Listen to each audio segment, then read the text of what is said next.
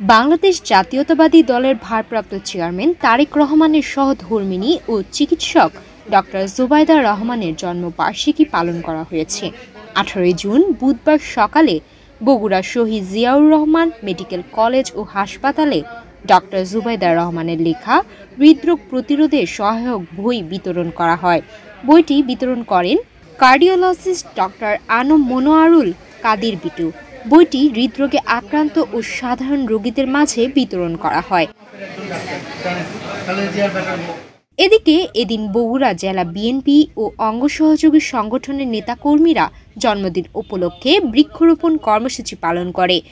সকালে বগুড়া বাইতুর রহমান সেন্ট্রাল মসজিদ, আলতাফুন্নেসা খেলার মাঠ ও শহরতলি শাপলা আন্দোলন সরোবর পার্কে বৃক্ষরোপণ করেন।